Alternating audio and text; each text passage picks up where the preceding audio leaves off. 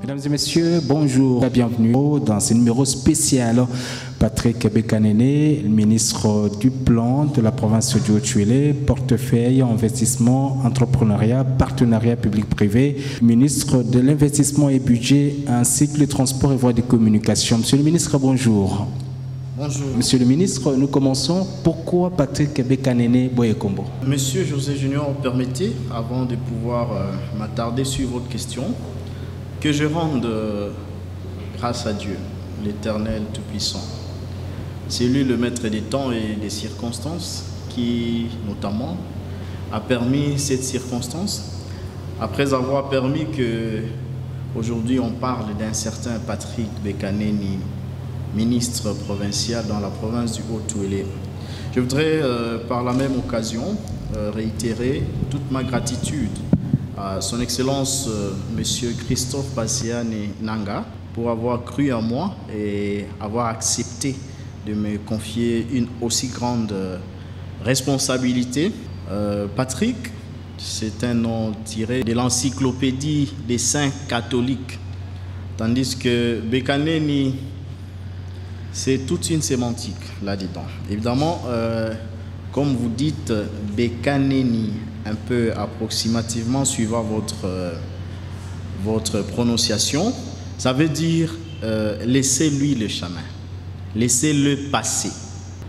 Mais quand vous dites, vous changez de connotation pour dire Bekanene, c'est toujours en langue vernaculaire, la langue boudou. Cette fois-là, ça veut dire d'où sont-ils venus? Voilà, je vous épargne les détails, mais voilà plus ou moins pourquoi Patrick Bekanene. C'est le nom que j'hérite de l'un de mes grands-pères. On ne parle pas d'eux, on parle de vous.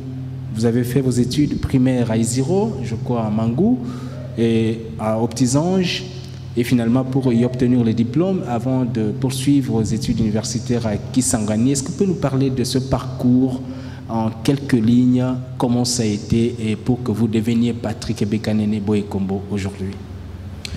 Oui, monsieur José Junior, avant de vous dire, de vous parler de mon parcours, je ne sais pas, je fais tout un tour pour revenir au point de départ, mais je ne sais pas pourquoi Dieu a voulu que ça se passe comme tel. J'avoue que dans mon agenda, je n'ai jamais imaginé me retrouver un jour ici, à Isiro, ministre provincial. Vous savez, comme tous les jeunes Congolais, Quinois, quand on a atteint un certain seuil, on veut plutôt aller beaucoup plus loin. Et la plupart d'entre nous, ils rêvent aller à l'étranger, ci et là. Mais le destin fait que je me retrouve ici, au lieu de mes débuts. Évidemment, comme vous l'avez dit, je suis né ici un certain 5 novembre. Dans 4 jours, pratiquement, ce sera mon 33e anniversaire. Je suis né à la clinique de l'université de l'Ouélé, à la chambre numéro 5. J'aime bien le redire moi-même.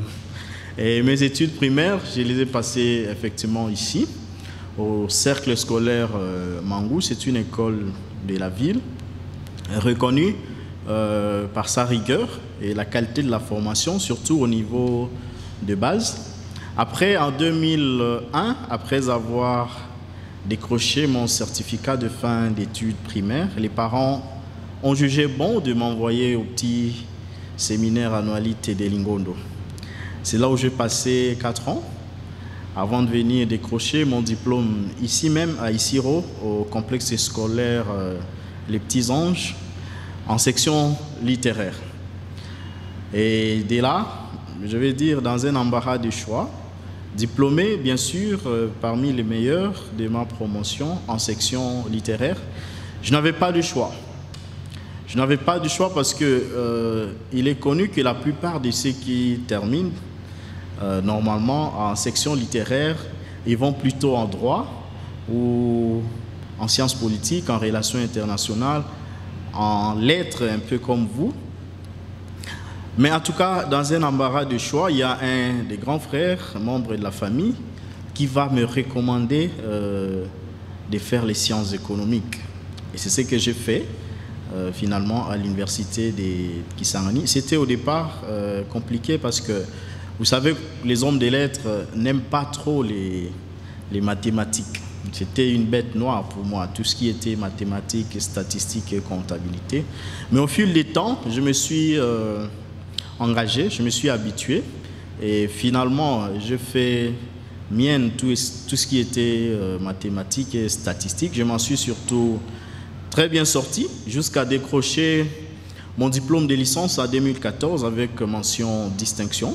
Et j'étais le meilleur de ma promotion. Dites-nous, comment est-ce que vous avez évolué, vous avez eu des hauts et des bas pour en arriver là où vous êtes aujourd'hui? Le parcours a été véritablement un parcours de combattant parce qu'il s'agissait d'une formation. Et vous savez, toute formation connaît des moments particuliers. À l'université également, c'était un moment très compliqué. Je suis dans les années 2010-2012 où d'abord j'ai rééchoué 2 fois à l'université. D'abord en G1, j'ai été ajourné. Et encore à G2, je me suis ressaisi en G3 pour arriver à m'intégrer. Alors, que ce soit sur le plan académique, que ce soit sur le plan social et sur le plan économique, il faut le dire, c'était un calvaire. Tous ceux qui sont passés par l'université de Kisangani, ils savent comment les étudiants du complexe Elungu vivent. Je vous assure que ce n'est pas facile. C'est vrai que les parents, ils arrivent facilement à honorer les frais académiques, mais au campus, il faut vivre du tombage, il faut un peu de tout, quoi, pourvu d'être le lendemain matin en forme et se présenter au cours. En même temps qu'à l'université, quelquefois, il fallait, comme certains le disent, faire les suivis. Nous autres, on n'a jamais eu les moyens pour faire le suivi. Parce qu'au campus, il fallait se débrouiller. Oui, Excellence. J'ai l'honneur d'avoir avec moi M. Mbouimou Kadi qui m'a embauché en 2000. Oui, d'ailleurs, j'allais en arriver là pour vous demander, voilà. Vous avez fait l'économie, comme vous le dites là, mais à un moment donné de votre vie, vous vous êtes retrouvé journaliste. Dans une chaîne de radio, comment ça n'est arrivé? Je n'ai pas été que journaliste, madame. J'ai été journaliste, j'ai été agent compteur de fonds à la Robanque, j'ai été journalier ici et là. Comme je vous ai dit, la dynamique de la vie au campus en République démocratique du Congo dépend de beaucoup de choses à la fois. Il faut être à mesure de faire quelque chose pour pouvoir survivre au lendemain.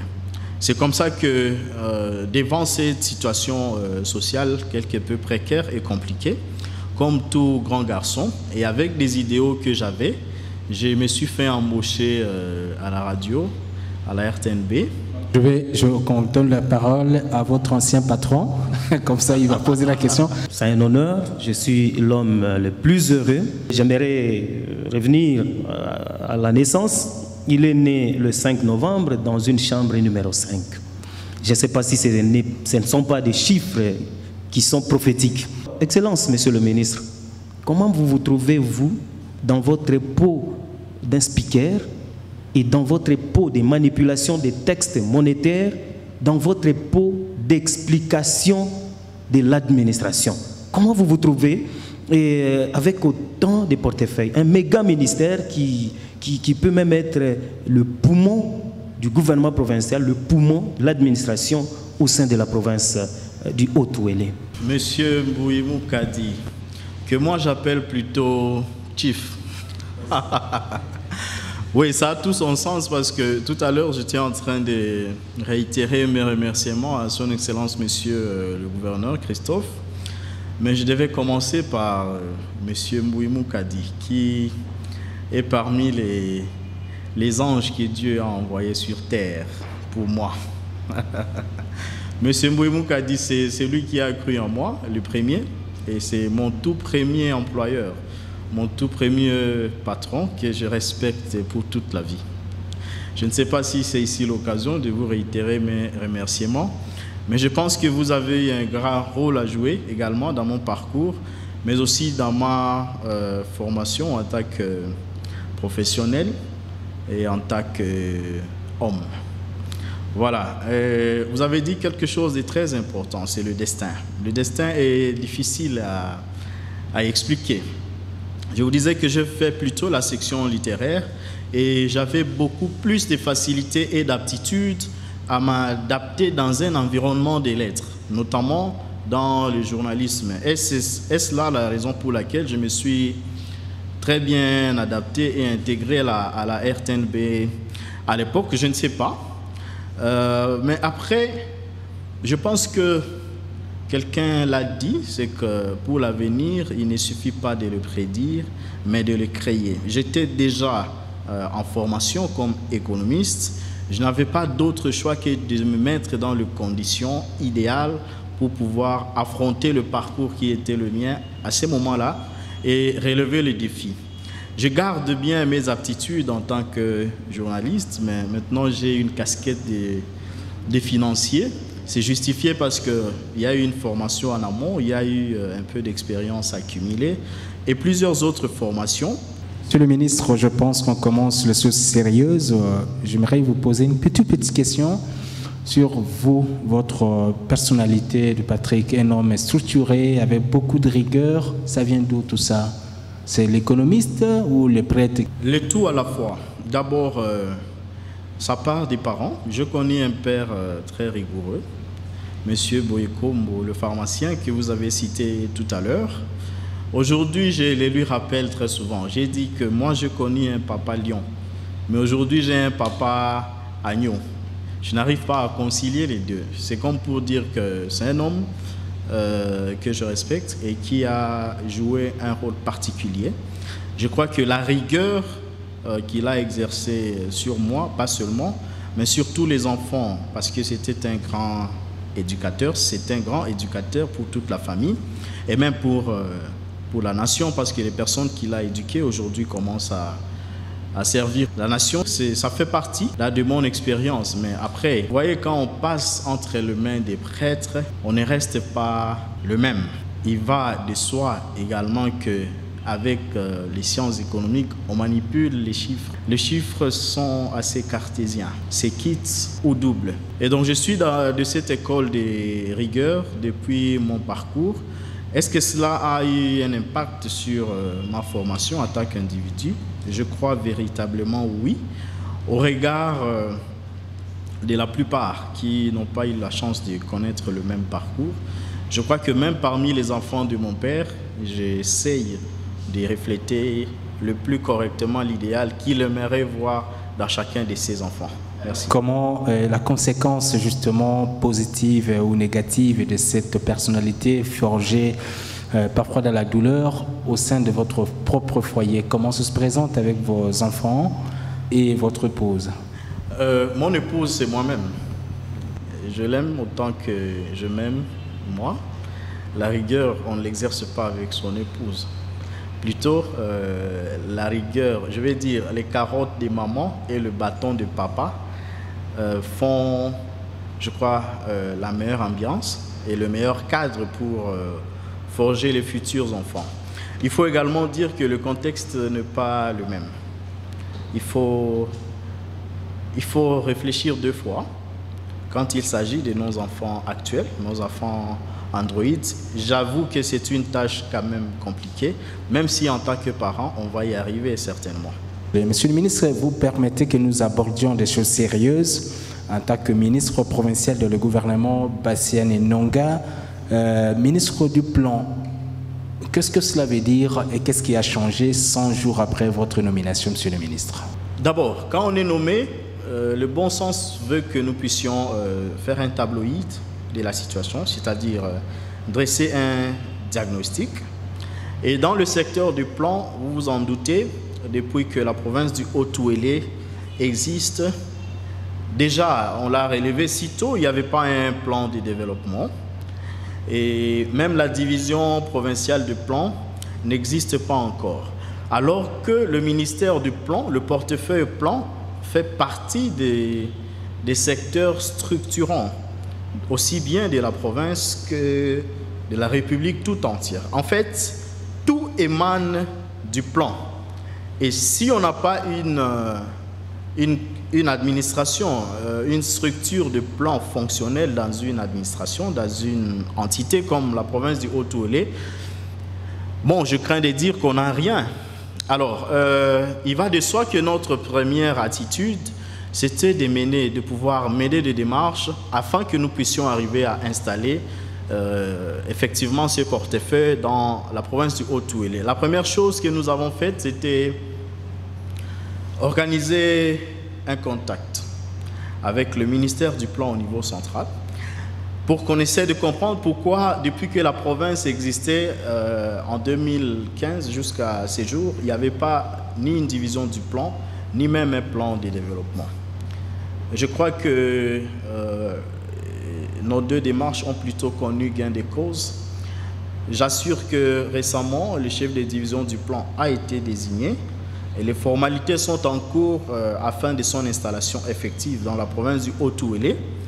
Et nous avons organisé avec vous récemment un atelier grandeur nature qui a pris plus de 30 jours avec des experts venus de la direction de programmation et budgétisation. Avant, c'était la direction de la planification régionale qui nous ont appuyés afin qu'aujourd'hui, nous soyons en mesure de doter la province du Haut-Touélé de son tout premier plan de développement provincial 2024-2028.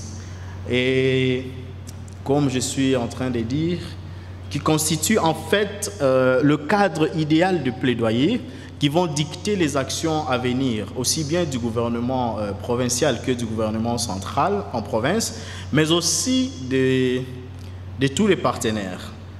Alors, aujourd'hui, nous en sommes à l'élaboration du programme d'investissement public. C'est en fait un document qui reprend tous les projets d'investissement dans le domaine de gouvernance, dans le domaine des infrastructures, dans les secteurs productifs et que sais-je encore. Et donc, de cette façon, nous sommes en train de ramener la province sur l'orbite et de pouvoir planifier les actions à mener pour son développement d'ici 5 ans, d'ici 10 ans et plus. Et vous avez fait le plan de développement à fin mandat. Comment vous sentez-vous avec tous ces portefeuilles? Alors, il y a une différence entre le programme d'action du gouvernement provincial, sur base duquel le gouverneur Christophe Basséane-Enanga a été investi en 2018 pendant qu'il était candidat ici. Tandis que le plan de développement est un document multisectoriel et multi-acteurs qui reprend plus ou moins les desiderata de tous les fils et de toutes les filles de la province du Haut-Touélé. Vous allez remarquer que en entrant dans ces plans de développement, nous sommes partis d'un diagnostic secteur par secteur. J'ai parlé ici des secteurs gouvernance, des secteurs productifs, j'ai parlé du secteur de l'environnement et du développement durable, j'ai parlé du secteur de l'aménagement du territoire.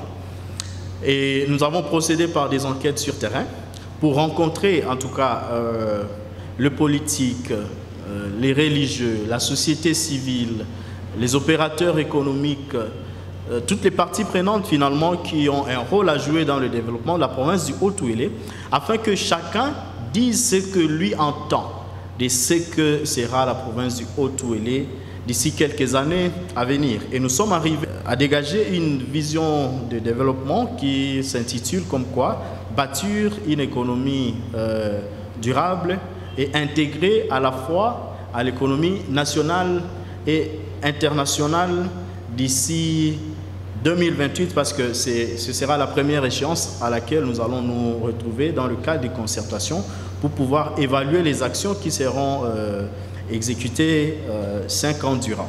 Ce plan qui est étendu sur une période de 2024 à 2028 va coûter combien et quelles en sont les priorités des priorités? Monsieur Mbouyi, le financement de ce plan de développement, vous vous en doutez, sur 5 ans, représente plus de 3,8 milliards de dollars américains. À ce jour, La contribution seule de la province dans la mise en œuvre de ces plans est d'ordre de 12,5%. Et la province, disons, le gouvernement central ne participe à ces jours qu'à hauteur d'un peu moins de 1%. Le défi, le gap est important parce qu'il y a plus de 85% à combler pour pouvoir matérialiser cette vision de développement d'ici 5 ans. C'est l'occasion pour moi d'en appeler à tous les partenaires au développement qui ont beaucoup d'actions orientées dans d'autres provinces.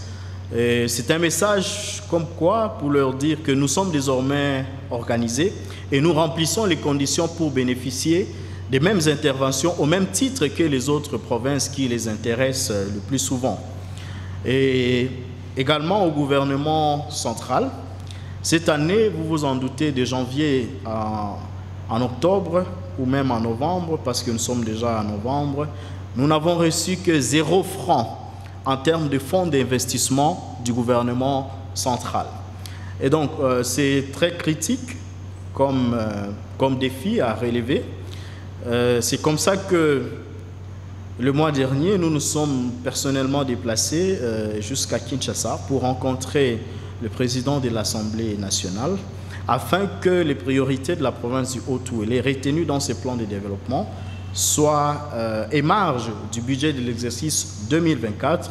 Et tout à l'heure, pendant le séjour du Premier ministre, nous avons également pris langue avec le ministre du Budget afin que 2 janvier prochain, qu'ils se mettent à décaisser le fonds nécessaire pour appuyer la mise en œuvre de ces plans de développement. Vous avez évoqué la possibilité d'avoir un plan d'action prioritaire. Où en sommes-nous avec ces documents? N'est-il pas différent, ou soit identique au programme d'action du gouvernement provincial? Parce qu'on critique un peu votre démarche, c'est le fait qu'il semble ressembler un peu plus au programme d'action du gouvernement provincial et dont on a toujours reproché à l'exécutif provincial de ne pas suivre à la loupe, parce que l'action, le curseur a été vraiment appuyé sur les secteurs des infrastructures routières et immobilières et que d'autres secteurs, on a pu quand même oublier selon certaines langues. Comme je l'ai dit, le plan de développement est un document multisectoriel, multi-acteurs, disons, qui regorge plus ou moins les aspirations de toutes les catégories. Tandis que le programme d'action du gouvernement, c'est le document politique dans lequel est contenu le projet de société du candidat qui se présente devant l'organe délibérant afin de solliciter le vote des députés provinciaux. Et donc, pour dire qu'un programme d'action peut s'inspirer du plan de développement, mais le plan de développement ne peut pas s'inspirer du programme d'action d'un quelconque politicien. Nous avons un programme d'action du gouvernement Christophe Bassiane et Nanga, sur base duquel il a été investi en 2019 comme gouverneur de la province du Haut-Ouélé. Nous avons le plan de développement auquel souscrivent les partenaires qui ont un cahier des charges, les opérateurs économiques qui viennent investir dans la province du Haut-Ouélé, dans tous les secteurs. Je ne sais pas moi, toute autre personne qui pense qu'il peut poser une action dans la province du Haut-Ouélé, il doit se conformer à ces plans de développement parce que, comme je disais, c'est un document fédérateur qui met en place les aspirations des enfants du Haut-Ouélé et qui programme les actions à mener chaque année jusqu'à 5 ans. Il est totalement différent du programme d'action d'un quelconque gouvernement provincial.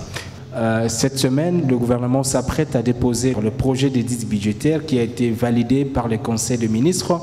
Ce projet d'édit, c'est au-delà de 400 milliards de francs congolais, ce qui est une prouesse parce que les projections du gouvernement provincial, c'était d'atteindre à l'horizon 2024 250 milliards sur un budget de 137 milliards que le gouverneur Bassiane Nanga a pu trouver. Ce sont des prouesses, mais on dit quand même aujourd'hui que l'exécution de ce budget n'arrive pas à 70%. Qu'est-ce que vous dites, monsieur le ministre, par rapport à ces reproches? C'est comme si un budget qui est tout simplement des chiffres qui sont avancés mais qui ne sont pas réalistes. Je suis tout à fait d'accord avec vous, monsieur José Junior. Le budget, c'est une loi, mais avant tout, c'est un ensemble de prévisions. Qui dit prévision, c'est un tableau de bord. En fait, qui permet au gouvernement provincial de mettre en œuvre sa politique au jour le jour. Quand j'arrive à la tête du ministère en charge du budget, le vœu de son Excellence, Monsieur le gouverneur de province, était principalement de pouvoir réorganiser la chaîne de la dépense. À la suite de multiples critiques dont il a fait l'objet, après notamment le passage des institutions, des organes de contrôle tels que l'IGF, et puis c'était la Cour de compte. Et nous avons avant tout organisé un atelier de renforcement des capacités à l'intention non seulement des intervenants sur la chaîne de la dépense, mais également de tous les membres du gouvernement et des autres structures provinciales qui sont concernées par aussi bien la mobilisation et l'usage des deniers publics à travers la province du Haut-Touélé. L'idée, c'était en fait de mettre tout le monde sur le même diapason, que nous comprenons qu'en fait, ici, il s'agit des finances publiques de l'État. Une chose, c'est d'engager des dépenses publiques, il faut en avoir la qualité. Une autre chose, c'est d'exécuter, de payer aux vrais bénéficiaires. Mais après, ce qui est beaucoup plus important, c'est être à mesure de rendre compte, parce qu'il faut s'y attendre, quand vous assumez des responsabilités, quand nous avons des responsabilités, nous avons également des comptes à rendre. C'est comme ça que nous nous sommes livrés à cette activité. Aujourd'hui, je peux me réjouir que les b.a.-ba de la chaîne des dépenses sont plus ou moins assurés. Nous avons restitué à chaque ministre sa fonction de gestionnaire des crédits. Nous avons plus ou moins allégé la tâche au gouverneur. J'estime qu'à ce jour, les ministres se sentent de plus en plus responsables à engager des dépenses qui sont de leur secteur, mais aussi à rendre compte des fonds qui sont mis à leur disposition. Nous avons enregistré un accroissement de plus de 14% par rapport aux prévisions de l'exercice passé. Évidemment, il y a des variables macroéconomiques qui ont joué au réajustement du taux d'échange à ces jours, qui justifie en partie, mais plus à cause de l'ensemble des projets d'investissement qui doivent bénéficier de leur mise en œuvre de janvier 2024. Et donc, comme vous l'avez dit, tout est priorité dans cette province. Je ne sais pas qu'est-ce qui est priorité et qu'est-ce qui ne l'est pas. Oui, Excellence, mais par rapport à l'investissement, que comptez-vous faire? La première chose, Madame Ansel, c'était de crédibiliser la province. Je parlais ici du plan d'engagement, du plan de développement. Aucun investisseur sérieux ne peut venir dans le Haut-Touélé si nous ne sommes pas structurés. Aujourd'hui, nous avons un plan de développement qui définit la vision dans son ensemble. Nous avons un programme d'action prioritaire dans lequel le gouvernement provincial, Christophe Bassian-Enanga, a souscrit, notamment déjà dans le budget 2024, je vous l'ai dit tout à l'heure, il y a un certain nombre d'actions qui sont reprises en charge du gouvernement provincial dans le cadre de la mise en œuvre de ce programme d'action prioritaire. Il y a également des partenaires qui sont en train de se manifester. Nous avons le PNUD, nous avons Stropenbos qui va arriver dans quelques jours. Je me réjouis d'avoir reçu dans mon cabinet la CGT qui est venue récolter un certain nombre de projets d'investissement dans le cadre du contrat sino-congolais. C'est comme pour dire que d'ici 2024, il y aura toute une panoplie d'investisseurs qui vont tomber dans la province du Haut-Touélé, étant donné, madame, que nous sommes en train de remplir les conditions nécessaires pour pouvoir capter les investissements pour la province du Haut-Touélé.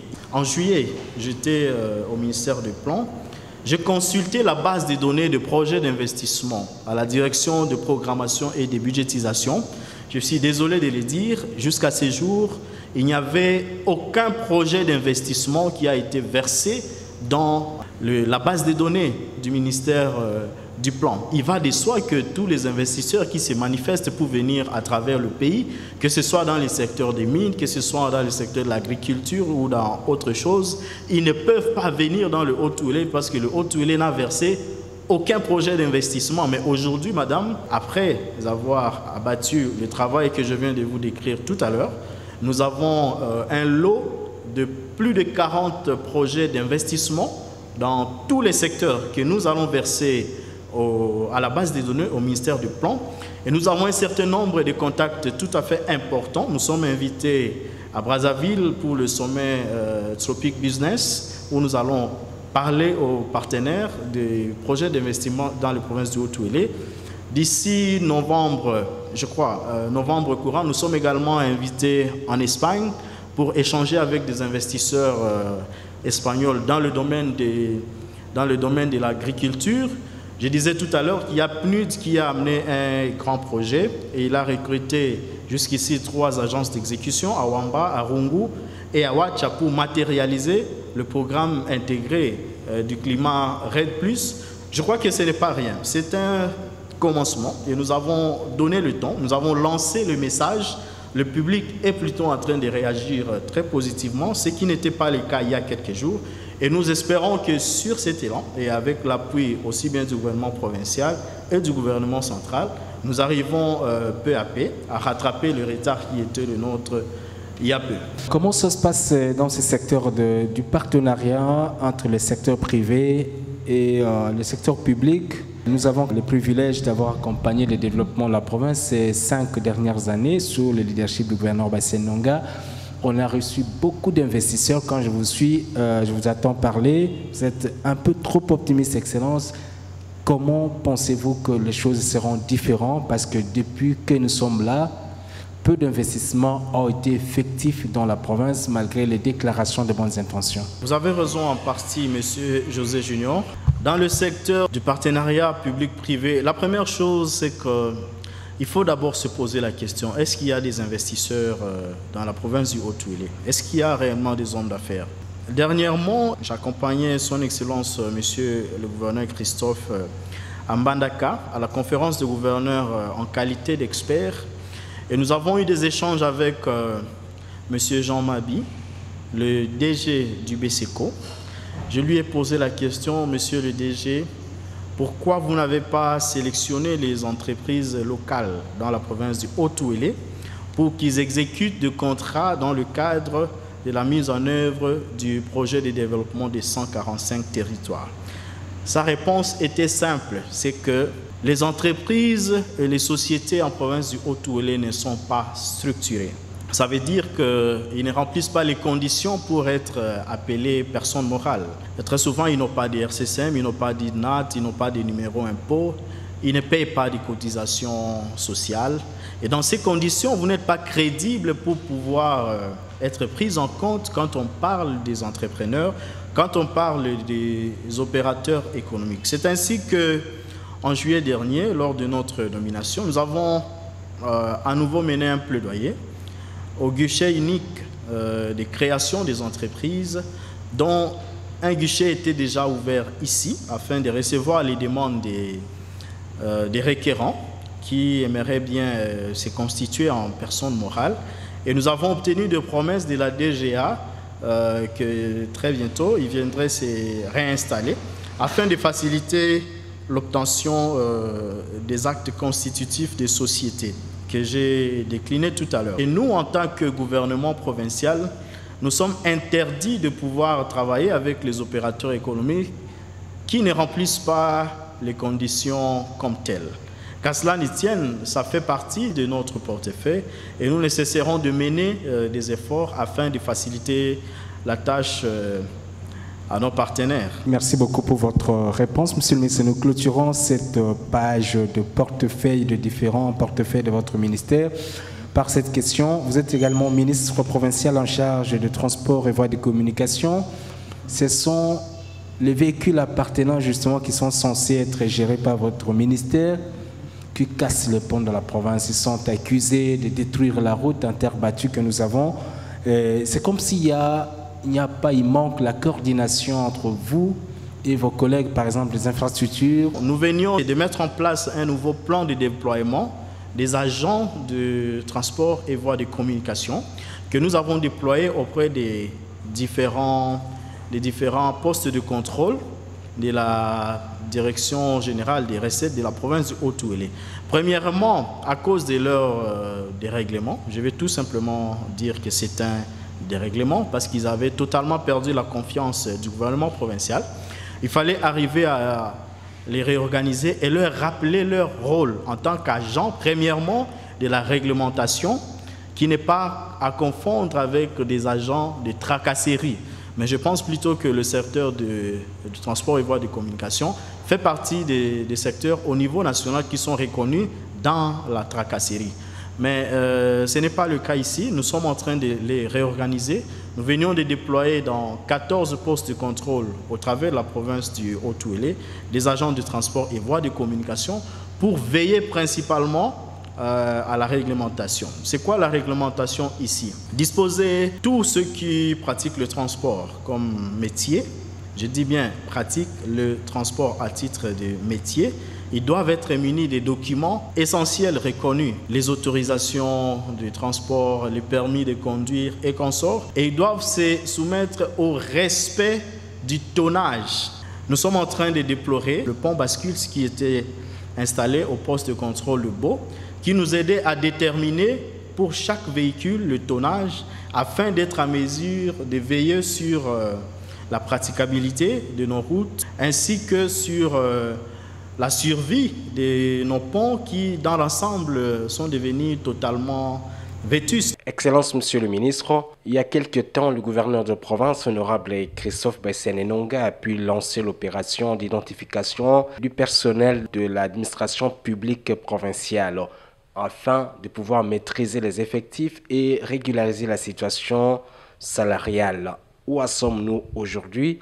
Le résultat de ce contrôle physique et biométrique a fait qu'aujourd'hui, nous sommes partis de 1049 agents qui étaient pris en charge par la province, parmi lesquels il y avait beaucoup de fictifs. Et aujourd'hui, nous sommes revenus à 680 seulement, qui ont été à mesure de se présenter personnellement et physiquement. Une réduction donc de 30%. Il va de soi que l'ensemble de l'enveloppe salariale représentait en dollars américains chaque mois 433 000 dollars américains, plus de 40% du trésor provincial mensuel. Et nous avons réussi à économiser un peu plus de 100 000 dollars, je vais dire 111 000 dollars, pour nous retrouver aujourd'hui seulement à 320 000 dollars, y compris l'IPER, l'impôt personnel sur la rémunération. C'est une prouesse, c'est une première, mais c'est un exercice continu. Parce que maintenant, nous sommes dans la phase des contentieux. Tous ceux qui ont été jugés en ordre à l'issue du contrôle sont bel et bien bancarisés. Et je vous mets à défi, tout le monde peut passer vérifier son compte dans la banque Equity. Tout le monde a été crédité. Vous avez beaucoup d'ambition, beaucoup de bonne volonté. On dirait que vous avez également effectivement des ambitions politiques. Lesquelles jusqu'à aujourd'hui? Des ambitions politiques, Monsieur José Junior. Je n'aime pas parler d'ambition politique. Parce qu'en fait, je vous ai dit que je suis recruté par l'École nationale d'administration comme énarque et administrateur civil. Je suis un serviteur de la République. Et mes aspirations vont dans le sens du service. Aujourd'hui, je suis ministre provincial du budget. C'est ce que Dieu a décidé en ces moments. Mais je me remets à la disposition de Dieu et à la disposition de l'État pour voir ce qui pourra advenir d'ici 5 ans et plus. Merci beaucoup. D'ici 5 ans, ce n'est pas aujourd'hui et certainement beaucoup de choses pourront passer. Merci, Monsieur le ministre Patrick Bekanene. Mesdames et messieurs, cette émission est complètement terminée. Merci de l'avoir regardée. On se retrouve à très bientôt. Au revoir.